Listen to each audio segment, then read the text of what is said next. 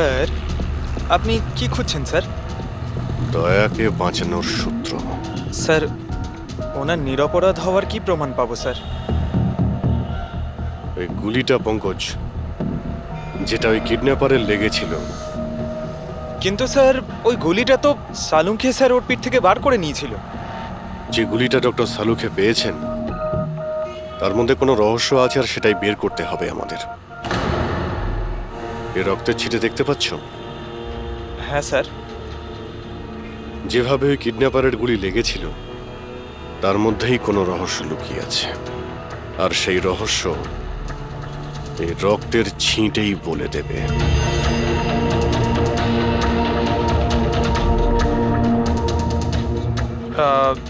Sir, রক্তের ফোঁটা কি করে স্যার? আরে ভাই, তুমি জানো না, এই রক্তের ছিটেই আমাদের বলে দেবে যে গুলি কত দূর থেকে চলেছে আর কোন অ্যাঙ্গেল থেকে চলেছে। আর রক্তের ছিটেও আমাদের কিছু বলছে। 1 মিনিট তুমি এখানে দাঁড়িয়ে থাকো তো।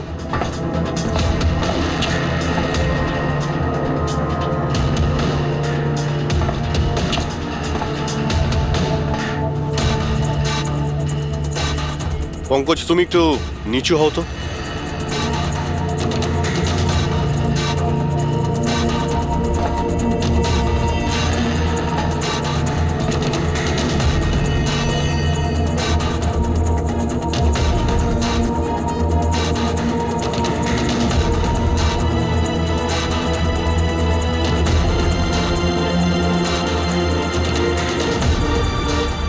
তার মানে গুলি 23 ডিগ্রি অ্যাঙ্গেল থেকে চলেছিল। পঙ্কজ, ওই দিন ওই কিডন্যাপারের উপর একটা নয়, 2টো গুলি চলেছিল। একটা দয়ার বন্দুক থেকে, আর একটা অন্য কারো বন্দুক থেকে। স্যার, কিন্তু আমরা তো গুলি একটাই পেয়েছি, তাহলে দ্বিতীয় গুলি কোথা থেকে এলো? ওই দ্বিতীয় গুলিটাই তো আমাদের খুঁজতে হবে। ওই কিডন্যাপারের এখানে গুলি লেগেছিল, ও এখানে পড়েছিল, আর পুতুলটা এইখানে পড়ে। তার মানে দ্বিতীয় গুলিটা যেটা পায়ে লাগার কথা ছিল, সেটা এখানেই কোথাও রয়েছে।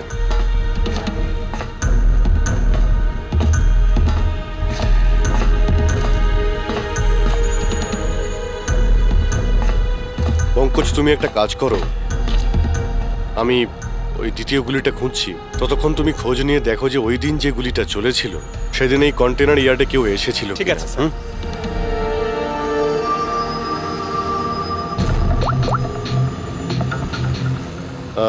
মিস্টার সুপারভাইজার, আপনি একটু উপরে আসবেন।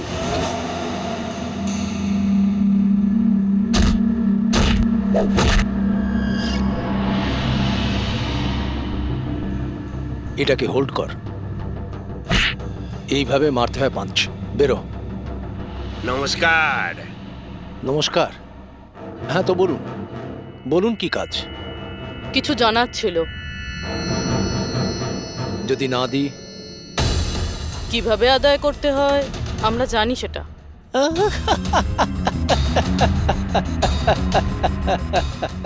জানেন, আমরা হচ্ছে বক্সার, আর আমাদের হারাতে গেলে আপনাকে একটু শক্তিশালী হতে হবে। মহাশয়, এনাকে এত হালকা ভাববেন না, এনার গায়ে অনেক শক্তি। আপনার মতন 4-4টে পালোয়ানকে এক তুড়িতে উড়িয়ে দিতে পারেন না। ব্যাস, একটা পাঞ্চ, একটা পাঞ্চে এই মেয়েটা পুরো ধরাশায়ী হয়ে যাবে।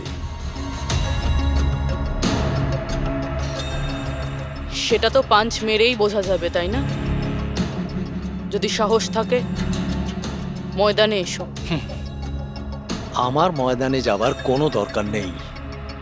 তোমার জন্য আমার যে কোনো ছেলে যথেষ্ট। আর যদি তুমি জিতে যাও, তুমি যা জানতে চাইছো আমি তোমাকে বলে দেব।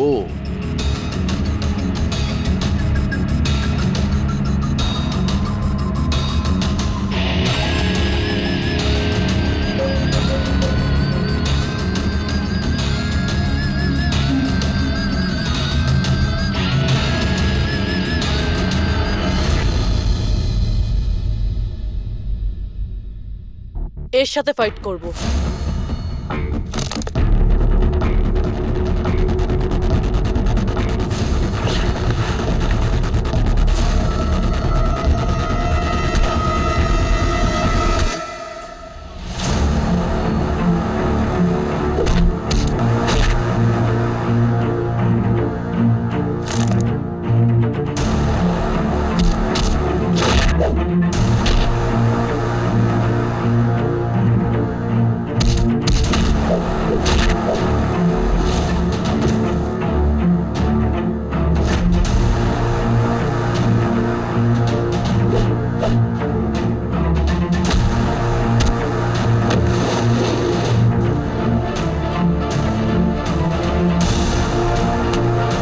দেখলেন?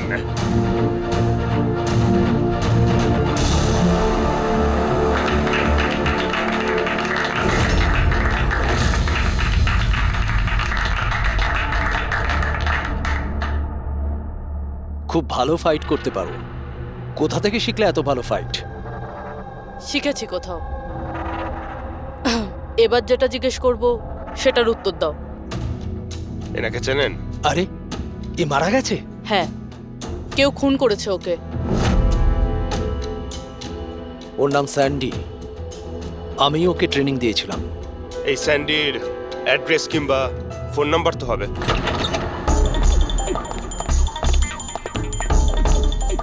ঘরটায় খুব ভালো করে খুঁজে দেখো, আনাচে কানাচে ভালো করে দেখো যেখানে বাচ্চাটাকে লুকিয়ে রাখতে পারে।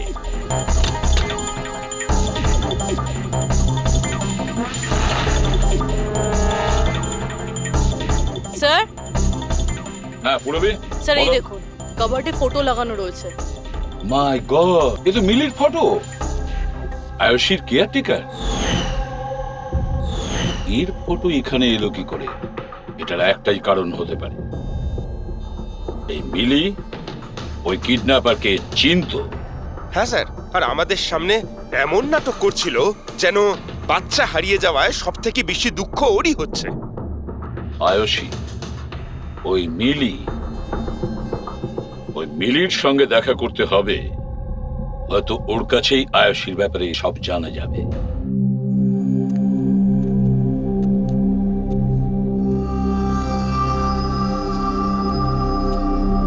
সুরাজ,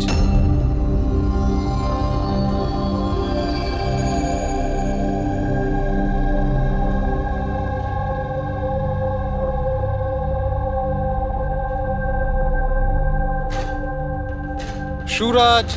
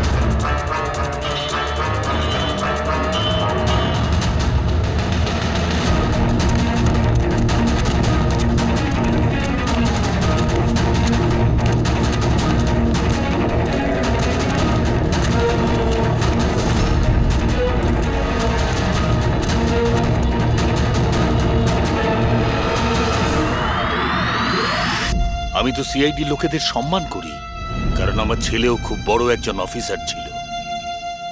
ওকে 26শে নভেম্বর গুলি করে মেরেছে। ওর মা ডিপ্রেশনে চলে যায়। ওকে কিছুতেই বোঝাতে পারছিলাম না যে ওর ছেলে আর এ জগতে নেই। সেই শোকে ও দুবার আত্মহত্যা করার চেষ্টা করেছিল, কিন্তু তৃতীয়বার ওকে আর আমিও বাঁচাতে পারিনি।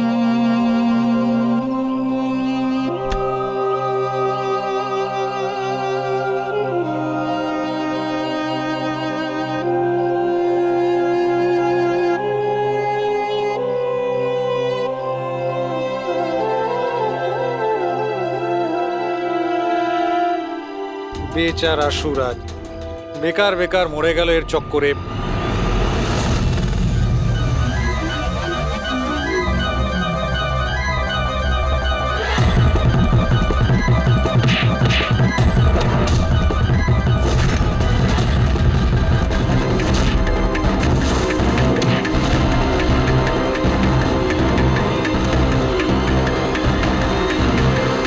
স্যার, আমার মেয়ের ব্যাপারে কোনো খবর পাওয়া গেল? কোথায় আছে আমার মেয়ে? দেখুন, আপনার আয়ুষী যেখানেই থাকুক না কেন খুব তাড়াতাড়ি পাওয়া যাবে, কারণ কিডন্যাপারের ব্যাপারে আমরা অনেক কিছু জানতে পেরেছি। স্যার, কে ওই কিডন্যাপার? প্লিজ বলুন, আমি ওকে ছাড়বো না। তাহলে জিজ্ঞেস করুন না মিলিকে, ও সব জানে। কি মিলি, কে কিডন্যাপার আর কার কাছে আয়ুষী আছে সবকিছু ও জানে, জিজ্ঞেস করুন।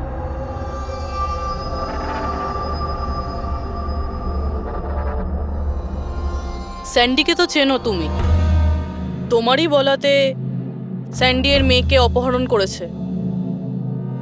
প্লিজ প্লিজ আমাকে ক্ষমা করে দিন, আমি ভুল করে ফেলেছি।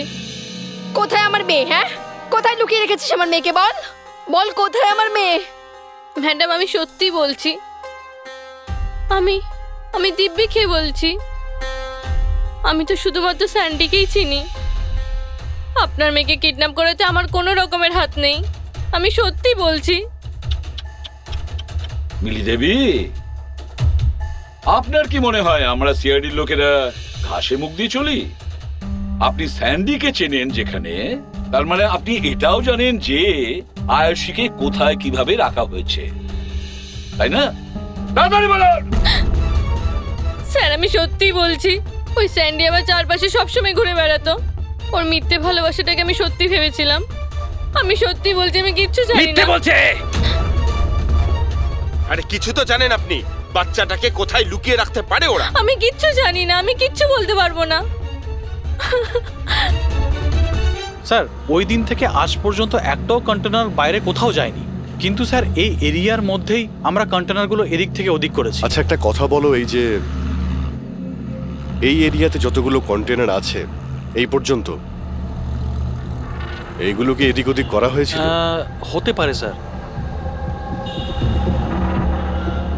আচ্ছা এই কন্টেনারগুলো যখন নিয়ে গিয়েছিলে, কোথায় নিয়ে গেছো, কোথায় রেখেছো মনে আছে? স্যার সেভাবে তো মনে নেই, কিন্তু এই এরিয়ার মধ্যে কন্টেনারগুলো এদিক থেকে ওদিক করেছিলাম। আপনি চাইলে চেক করে নিতে পারেন। চেক তো করতেই হবে।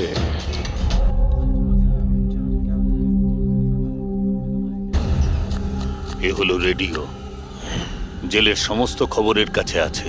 যদি তুমি কিছু জানতে চাও তাহলে এর সঙ্গে কথা বলো, কিন্তু একটা কথা মনে রেখো, একে কখনোই বিশ্বাস করো না, কারণ এ যখন তখন দল বদল করে।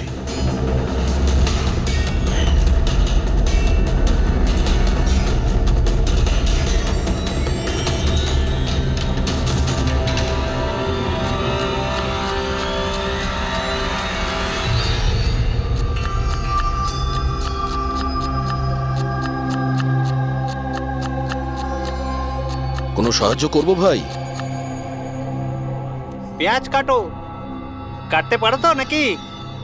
হ্যাঁ হ্যাঁ, কাটছি তাহলে কাটছি। কাটো।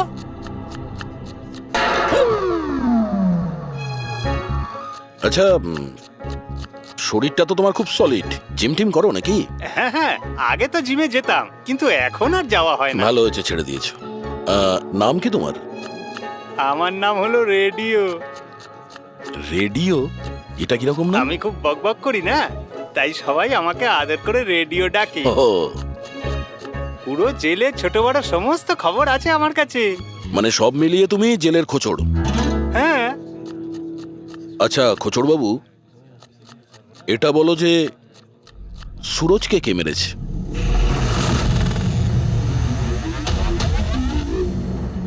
কি হলো? তুমি তো এই জেলের সব থেকে বড় খোঁচড়, এটাও জানো না? হ্যাঁ, রেডিও নাম আমার। হাহ।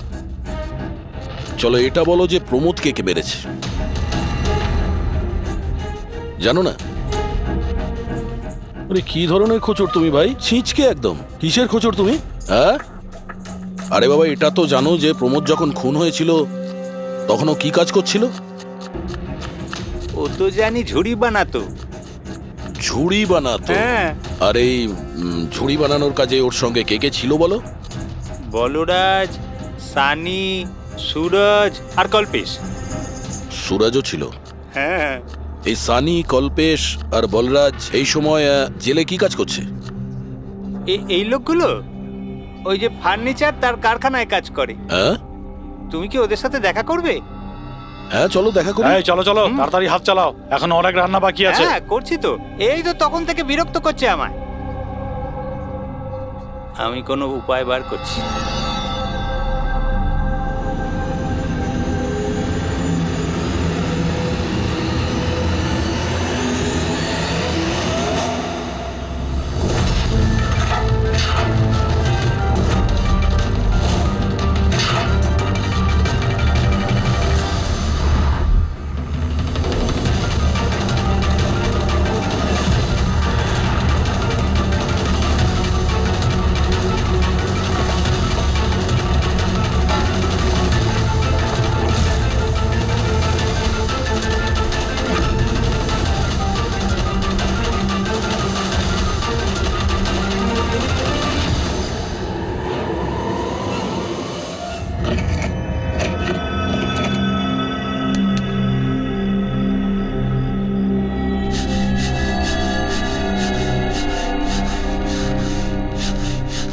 কিছু জানতে পারলে? কে মেরেছে সুরজ আর প্রমোদকে? তোমার জিজ্ঞাসা করার ধরন দেখে তো মনে হচ্ছে তুমি জানো কে সে, যে ওদের দুজনকে মেরেছে। হ্যাঁ, কারা ওরা? হিতেন আর আকাশ।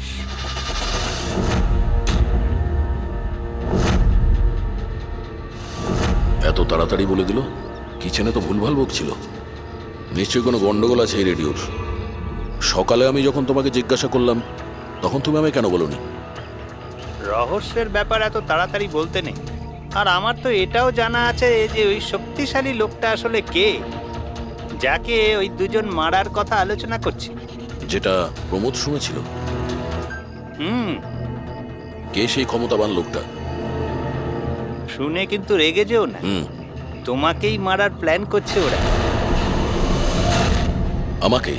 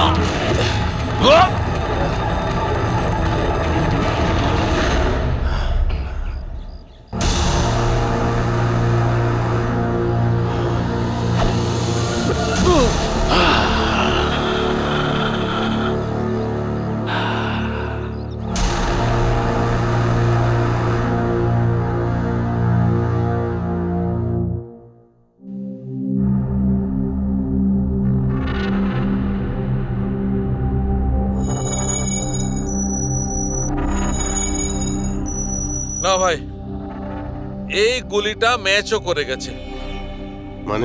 মানেটা এই অভিজিৎ, এই গুলিটাও দয়ার বন্দুক থেকেই ছোড়া হয়েছে।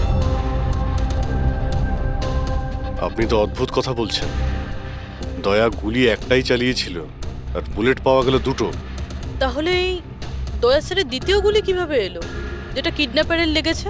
অভিজিৎ, দয়াকে কেউ ফাঁসাতে চাইছে। হ্যাঁ স্যার, এই কন্টেনার ইয়ার্ডে আমি নিজে দেখেছি।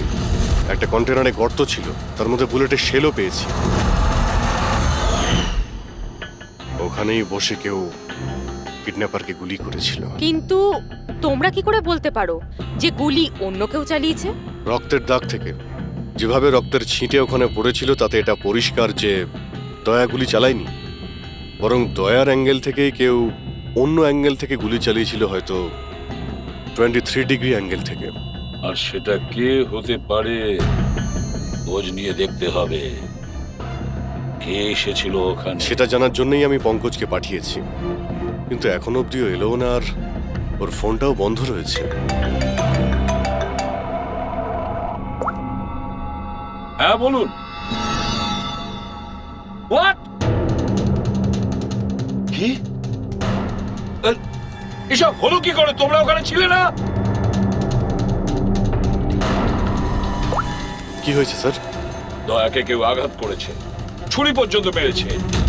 হোয়াট? ওকে হসপিটালে অ্যাডমিট করা হয়েছে। তাহলে চলুন স্যার। না অভিজিৎ, জিলা সাহেব বলেছেন যে ওখানে যেন আমরা না যাই। দয়ার জ্ঞান ফেরেনি, তবুও স্টেবল আছে।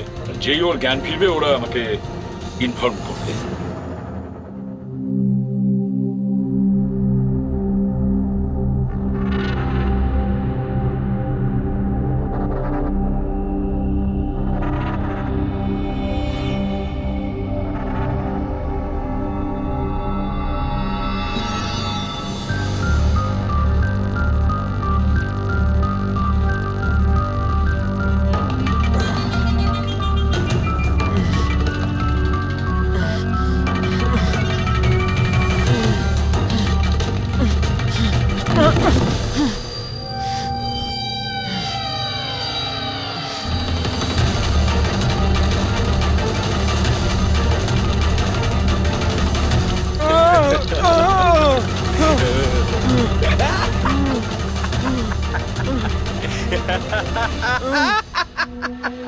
যত হাসার হাস, তোর আর বেশি দিন বাকি নেই। হেসে নে। আরে ভাই, তোদের সিআইডির এটাই প্রবলেম জানিস তো, ভীষণ বেশি বকবক করিস। সব শেষ হয়ে গেছে, তবু তোদের সাহস কমেনি। মৃত্যুর মুখে দাঁড়িয়েও বড় বড় কথা বলছিস। এই স্বভাব না মরার আগের মুহূর্ত অব্দি যাবে না, বুঝেছিস? আচ্ছা, তাহলে আমি নিঃশ্বাসটাই বন্ধ করে দিই। আমাকে যে ফলো করে তাকে আমার একদম পছন্দ হয় না। কোনো অপরাধী, বুদ্ধিমান অপরাধী, নিজের পেছনে কোনো প্রমাণ ছেড়ে যায় না। প্রমাণ তো তুই ওখানেই ফেলে এসেছিলি। তুই গিয়েছিলিস না ওখানে, ওই আড়ে?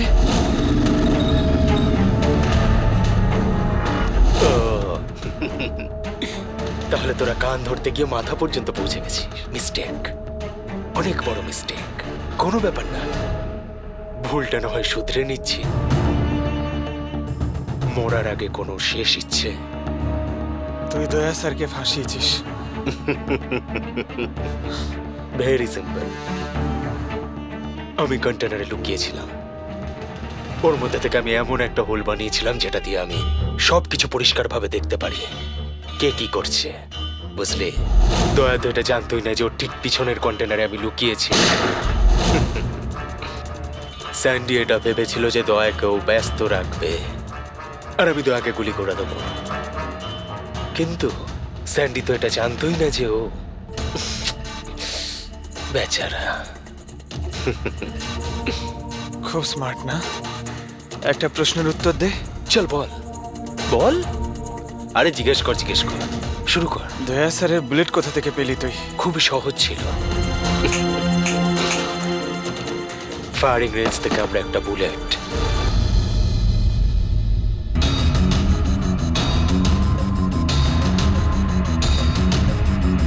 একই আমার পার্টনার আমার সাথে বিশ্বাসঘাতকতা করলো।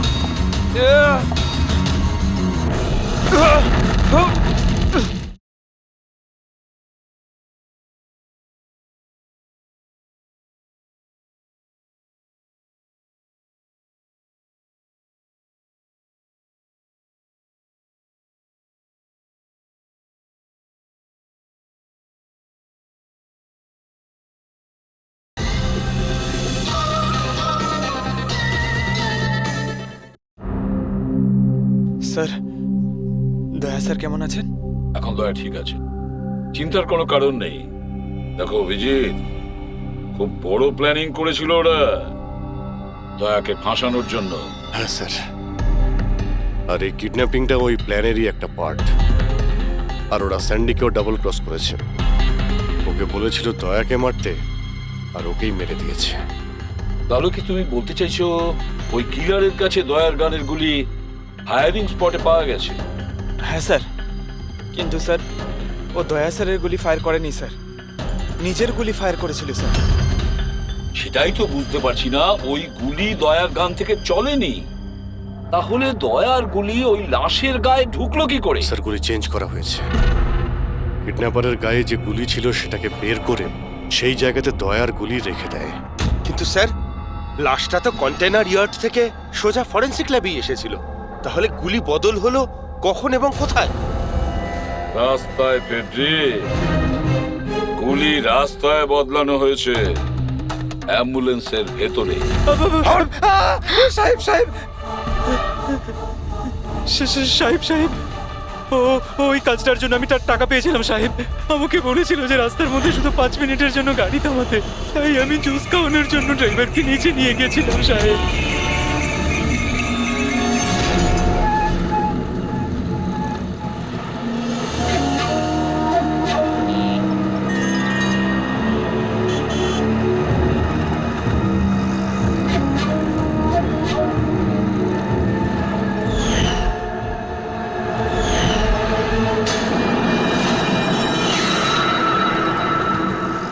মিলি কোথায়? কোথায় মিলি? স্যার, আমরা ওকে খুঁজছি, ও ফোনও ধরছে না। ওর রুমটা কোথায়? হ্যাঁ, ওই উপরে। কিন্তু অফিসার হয়েছেটা কি? মিলি সবাইকে বোকা বানিয়েছে। ও স্যান্ডিকে কোনোদিন ভালোই বাসেনি, বরং এই পুরো কিডন্যাপিং এর পেছনে ওরই হাত আছে।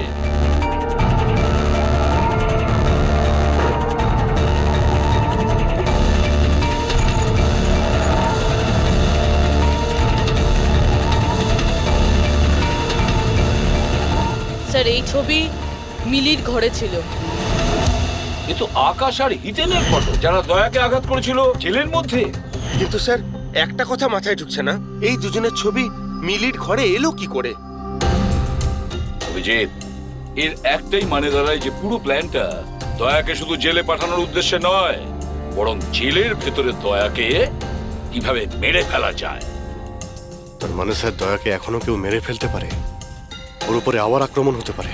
সরি এসিপি স্যার, যতক্ষণ না উপযুক্ত প্রমাণ আপনারা আনছেন দয়াকে ছাড়তে পারবো না। স্যার স্যার ওকে কেউ মেরে ফেলতে চাইছে স্যার, ওকে ফাঁসিয়ে জেলে পাঠানোর প্ল্যান ছিল। দেখো, আমরা যেটা করছি এখন সব আইন অনুযায়ী করছি, আর সেটা দয়ার পক্ষেই করছি। স্যার আইন অনুযায়ী এ সমস্ত করলে অনেক দেরি হয়ে যাবে। একটা হামলা হয়ে গেছে স্যার, ও জীবন আর মৃত্যুর সঙ্গে লড়ছে। এসিপি সাহেব, আপনি একজন সিনিয়র অফিসার, আপনি খুব ভালোভাবে জানেন প্রোটোকলের নিয়ম অনুসারে আমরা আমাদের নির্ণয় বদলাতে পারি না। স্যার কিন্তু আই এম সরি এসিপি সাহেব, প্লিজ।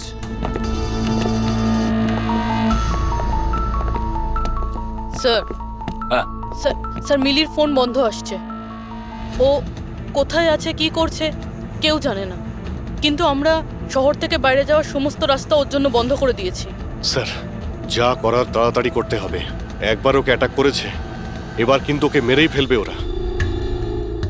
তাহলে অভিজিৎ, আমরা সেটাই করব যেটা আমরা নিজেদের জন্য করি।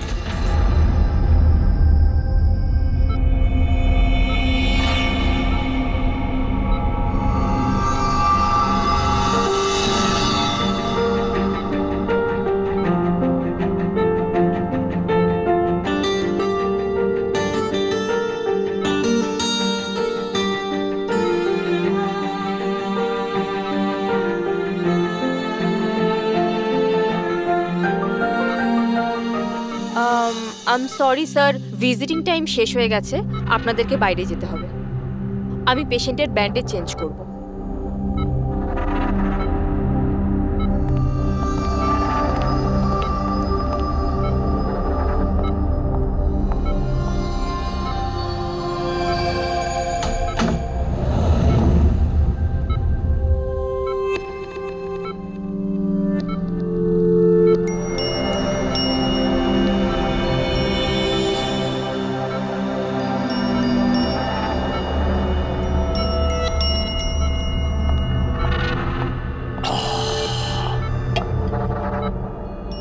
এই পাহাড়, এই ঝর্ণা, এই পাতা আর প্রজাপতি। ম্যাডাম, আজকে আপনি কার করবেন মঞ্চুরি? আরে বাহ, কি বলে দিলেন! বাহ, দারুণ দারুণ। ধন্যবাদ দাদা, ধন্যবাদ। ভালো লাগলো খুব আপনার? ভালো লাগলো। আরো কিছু বলুন। মরার বয়স হয়ে গেল আর আপনি শায়রি করছেন? মুখ খুলুন জেঠু। আরে ম্যাডাম, আর কদিনই বা বাঁচবো আমি বলুন তো? আর যে কয়েকটা দিন বাকি আছে সেগুলো নয় আনন্দেই কাটাই, কি বল? খুব ভালো। আরে কি করলেন সিস্টার, আপনি ওনার মুখে থার্মোমিটার গুঁজে দিলেন। কত সুন্দর সুন্দর কথা বলছিলেন, আর সবে তো শুরু করেছিলেন। আরে আঙ্কেল, ভালোই হয়েছে ওকে চুপ করিয়ে দিয়েছে। এমনিতে তো মরেই যেত, না হলে আমি নিজেই ওর গলা টিপে চুপ করিয়ে দিতাম ওকে। আরে আরে রাগ করো না ভাই, বাঁচা আর মরা তো উপরওয়ালার হাতে রয়েছে। আমরা তো শুধু কাঠের পুতুল, ভগবান তো আমাদের দিয়ে শুধু খেলিয়েই যাচ্ছে। আরে কি ভালো, কি ভালো। আরে তোমার যদি ভালো না লাগে তুমি কান বন্ধ করে শুয়ে পড়ো, আমার খুব ভালো লাগছে, আমাকে শুনতে দাও। আরেকটা বলুন, আরেকটা বলুন। হ্যাঁ হ্যাঁ অবশ্যই, এবার শুরু করি। চাঁদ লুকিয়ে রয়েছে মেঘের মধ্যে।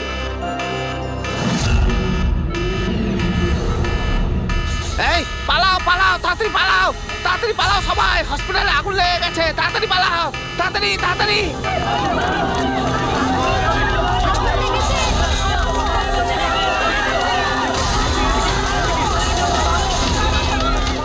আরে খুনি তার খেলা শুরু করে দিয়েছে। হ্যাঁ স্যার। ওরা তোর রুমে আগুন লাগিয়েছে। স্যার এগুলো ইচ্ছে করেই করেছে। আমি শালুকাকে মেন গেটে দাঁড় করিয়ে দিয়েছি, ব্যাক গেটেও কাউকে দরকার। পুরবি তুমি এখনই পিছনের গেটে যাও।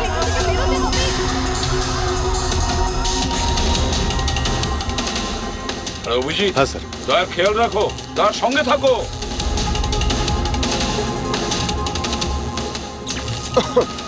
এই কে তুমি? কোথায় আসছো? আসলে কি আমি কি কি এদিকে কি? না আসলে আগুন লেগেছে না, তাই ভাবলাম যে এদিক দিয়ে রাস্তা এদিকে আছে। কোনো রাস্তা নেই, যাও নিচে যাও, চলো নিচে যাও। ওকে।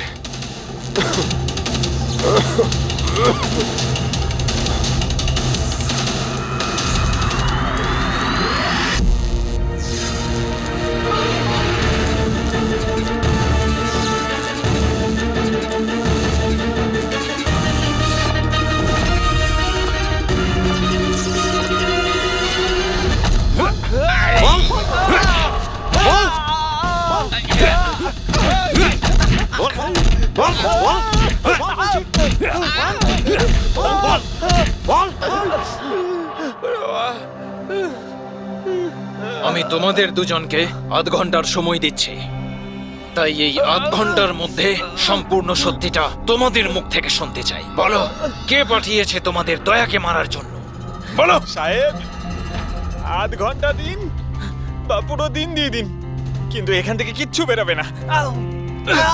কিন্তু ওকে মারার জন্য তো আমাদের বলা হয়েছিল। এমনটা নয় তো, এদেরও দয়াকে মারার জন্য টাকা দেওয়া হয়েছে। আমরা আমাদের বাকি টাকাটা পেয়ে যাব তো? মনে হচ্ছে কোনো ষড়যন্ত্র। খোঁজ নিতে হবে। তাহলে কি বলছিস কাঁকড়া? আমাদের আসল উদ্দেশ্যটা তাহলে এবার বলে দেওয়া যাক জেলার সাহেবকে। এই মাথা খারাপ হয়ে গেছে নাকি তোর? জেলারকে যদি বলে দিই তাহলে পুরো প্ল্যানই ফেল হয়ে যাবে। আচ্ছা, তাহলে হিতেন আর আকাশের মৃত্যু তো এবার শুধু সময়ের অপেক্ষা, আর বাঁচবে না। দাঁড়া, আরে বাবা রে। তোমরা কারা? আমাদের মারবি? তোরা জানিস আমরা কে আর কি করতে পারি?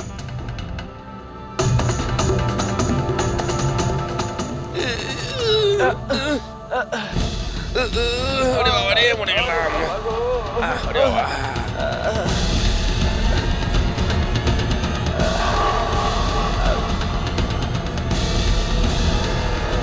তোর নাম আকাশ আর তুই হিতেন। তোমরা দুজনে একেবারে অকম্মা ঠেকে। একটা ছোট কাজও তোমাদের দ্বারা হয় না, আর তাই আমাদের আসতে হলো, বুঝেছ? এবার আমরা দুজন করব তোমাদের দুজনের কাজ। এই যে ছড়িয়ে 56 করেছো না, সব আমাদের ঠিক করতে কিন্তু হবে। আমাদের তো দয়াকে মেরে ফেলার জন্য বলা হয়নি, শুধু আঘাত করতে বলা হয়েছিল। এই চুপ কর, পাগল নাকি? কি বলছিস কি? হ্যাঁ, আরে সত্যি তো বলছি। ওদের বলছিস কেন? আরে একই কাজ আমাদেরকেও দিয়েছে, এদেরকেও দিয়েছে। টাকা তো দিয়েছে। হ্যাঁ, আর যদি আমরা বাকি টাকাটা না পাই তাহলে? কি টাকা দেবে না? আমি কি ছেড়ে দেবো? কিন্তু এদের বলছিস কেন?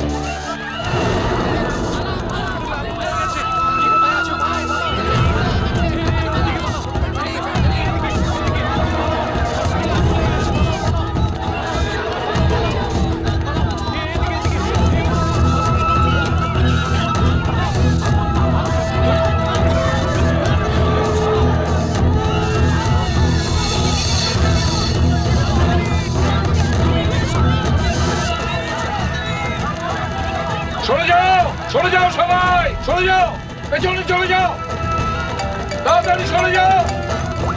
হ্যালো, হ্যাঁ পঙ্কজ, কি বললে তুমি?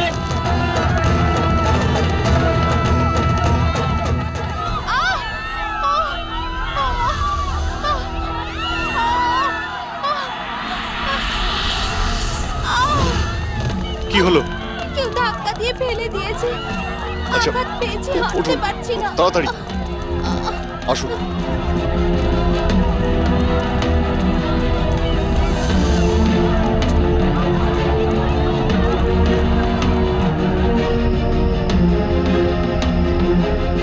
সারিকা, শোনো, একে দেখো তো, ওর পায়ে লেগেছে, ওকে বাইরে নিয়ে যাও। আসুন আসুন, আমার সাথে আসুন। অভিজিৎ, অভিজিৎ, তুমি এখানে কি করছো? দয়ার কাছে কে আছে? স্যার একজন মহিলা লেগেছিল, ওনাকে আমি নিয়ে আসছিলাম। দয়ার কাছে একজন গার্ড আছে কিন্তু স্যার। অভিজিৎ পঙ্কজ এক্ষুনি ফোন করে বললো আমাকে দয়ার উপর যে হামলা করবে সে বাইরে থেকে আসবে না, আগে থেকেই হসপিটালে আছে।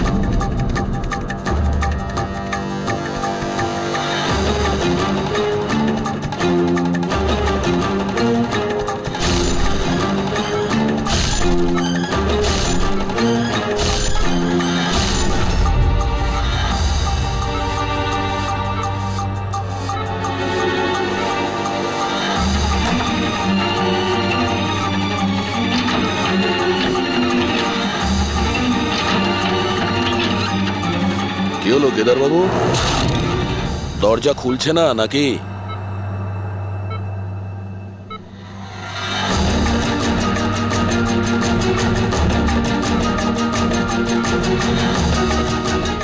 তুমি ছুরিটা খুব ভালো চালাও, কিন্তু আফসোস এই শিল্পটা আজ কাজে লাগলো না।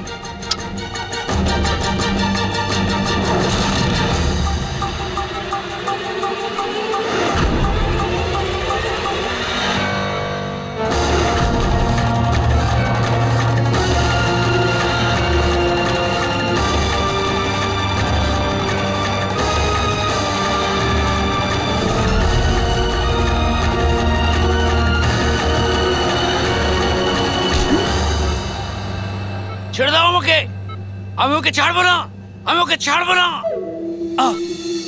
কবিতা শেষ, গল্প শুরু। দয়াকে কেন মারতে চাইছিলি? কারণ ও আমার বউ আর আমার মেয়েকে মেরেছে।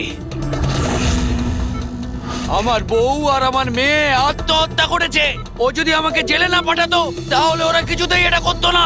অপরাধ করলে শাস্তি তো পেতেই হবে, তাই না? অনেক বড় প্ল্যানিং করেছিলি না তুই? বাচ্চাটাকে কিডন্যাপ করালি, কন্টেনার ইয়ার্ডে গুলি চালালি, আর দয়াকে ফাঁসানোর জন্য গুলিটাও চেঞ্জ করে দিয়েছিলি।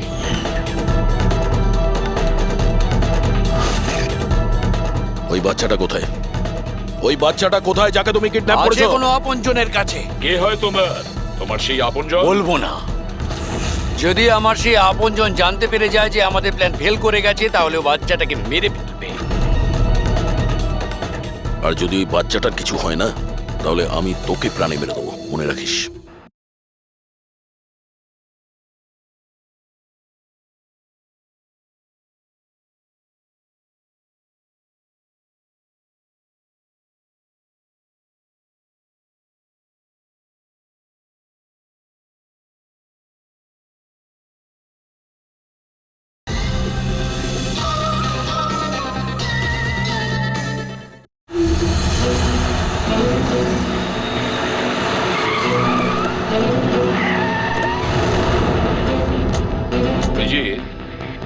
গত 1 মাস ধরে মিলির ফোন এই স্পটেই দেখা যাচ্ছে। বাচ্চাটাকে এখানেই কোথাও লুকিয়ে রাখা হয়েছে। স্যার, এই মিলি আবার ওই কেদারের কোনো আপনজন নয় তো, যার ব্যাপারে ও আমাদের বলছিল? হতে পারে ফ্রেডি। ওনাদেরকে বলো গাড়ি থেকে বাইরে না বেরোয়। আপনারা প্লিজ গাড়িতেই বসুন প্লিজ।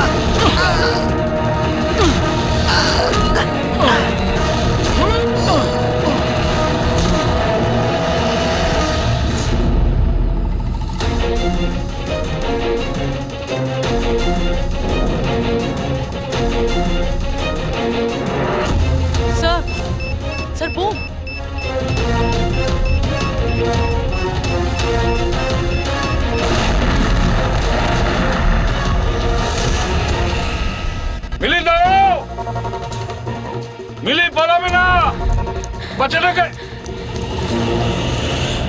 বাচ্চা পড়ে যাবে, বাচ্চাটাকে আমাদের দিয়ে দাও। আমাকে বাধা দিও না, আমি বলছি আমাকে যেতে দাও, না হলে আমি এই বাচ্চাটাকে ফেলে দেবো। দেখো তুমি যা করছো খুব ভুল করছো। ঠিক আছে, আমি এরকম কিচ্ছু করব না, আপনারা আপনাদের গান নিচে রাখুন। ঠিক আছে।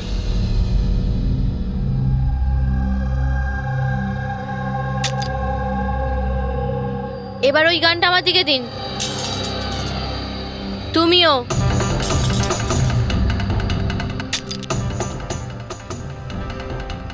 আমি জানি তুমি কেদারের মেয়ে, আর এই সব কিছু তুমি তোমার বাবার জন্য করছো। আপনারা সবাই সিআইডির লোকেরা শুরু থেকে কেবলমাত্র উল্টো দিকেই যাচ্ছেন। আসল সত্যিটা কি সেটা শুধু আমিই জানি, আর এই সত্যিটা আমি কখনোই কাউকে বলবো না, আর আপনারা কখনো এটা জানতেও পারবেন না। দেখো মিলি, মিলি,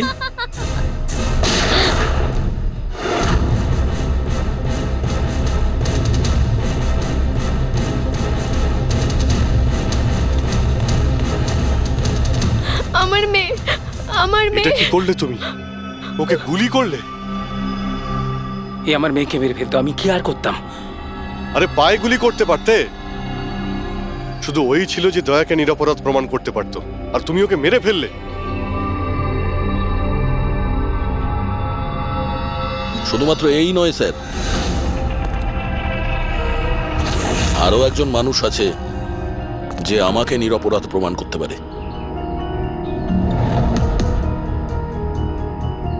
সে কে দয়া? স্যার অঙ্কুশ নাম তার। অঙ্কুশ? অঙ্কুশের নাম শুনেই তোমার কপাল দিয়ে ঘাম ঝরে পড়লো? না আসলে গরম তো খুব, তাই। গরমের জন্য না, অঙ্কুশ নামটা শোনার পরে গরম লেগে গেল। কি উল্টোপাল্টা বলছেন আপনি? অঙ্কুশ ওরফে জিগর, আর তুমি কেদারের ছেলে। হোয়াট? এই পুরো খেলাটা তুমি খেলেছো। অঙ্কুশ ওরফে জিগর, পুরো খেলাটা তোমার ছিল, ওটা মিলির ছিল না। হ্যাঁ, এই পুরো খেলাটা আমিই তৈরি করেছি। আমি দয়াকে অ্যারেস্ট করব।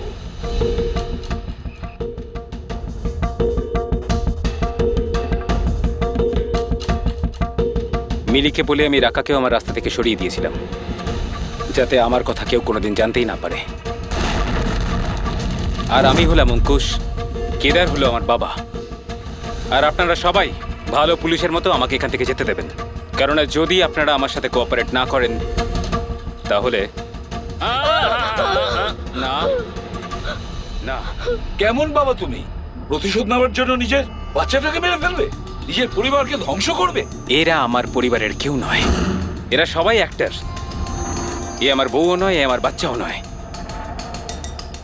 দুবাই থেকে আসার পরে 6 মাস লেগেছিল আমার এই পরিবার তৈরি করতে, কারণ আমার আসল পরিবারকে পুরো পৃথিবীর সামনে মেরে ফেলেছে এই দয়া।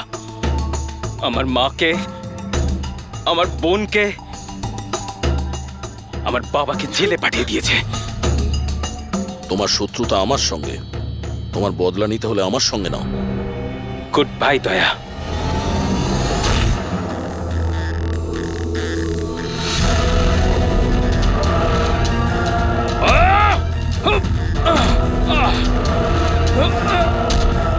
না অভিজিৎ, ছেড়ে দাও ওকে।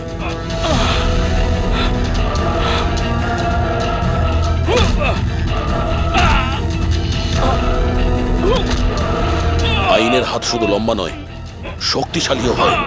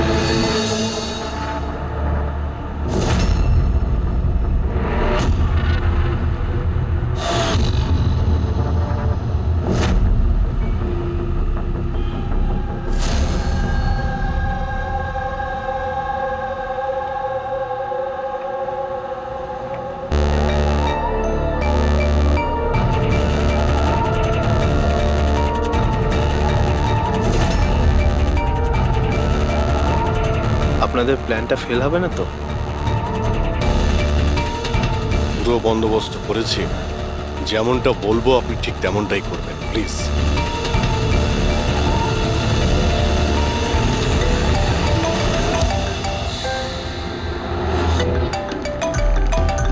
মনে হয় তারই ফোন এসছে।